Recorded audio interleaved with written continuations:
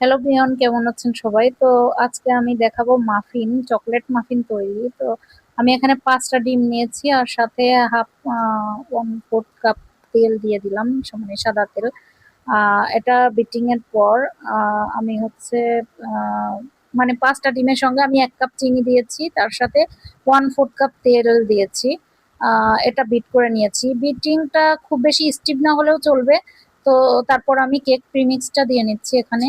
প্রিমিক্সটা আমি আজকে ভিডিওতে দেখালাম না, কারণ প্রিমিক্সটা দেখাতে গেলে আসলে অনেক লং হয়ে যায় ভিডিও, তো ওটা আমি অন্য একদিন শেয়ার করবো আপনাদের সঙ্গে। আমি প্রিমিক্সটা এখানে 2বার চেলে নিয়েছিলাম।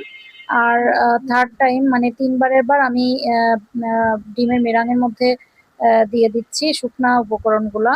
আম, তো দেখুন, এই যে আমি এখানে স্পিড বাড়িয়ে দেখাচ্ছি ভিডিও শর্ট করার জন্য, কিন্তু আপনারা এটা একদমই করবেন না, আপনারা ধীরে ধীরে মিশিয়ে নেবেন শুকনো উপকরণ।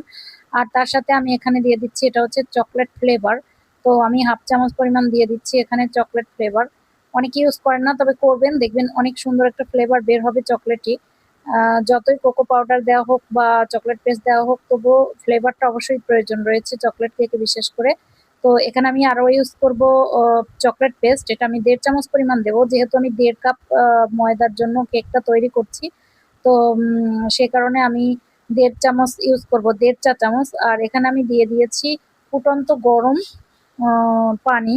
তো এটাও আমি এর সঙ্গে খুব সুন্দর করে মিশিয়ে নেব। মানে এটা আলতো হাতে মেশাবেন, আমি স্পিডে দেখাচ্ছি, আপনারা এমন করবেন না। হাঁড়িতে ঠিক এইভাবে আমি 2টো লেয়ারে বেক করে নিয়েছি। আর দেখুন, এই যে কত সুন্দর কেক তৈরি হয়ে গিয়েছে মাফিনগুলো। এটা কেকের মতোই, কিছুটা হয়তো ডিফারেন্ট থাকবে, তবে দেখুন কতটা সফট হয়েছে। একটা ভেঙে দেখলাম, এই যে।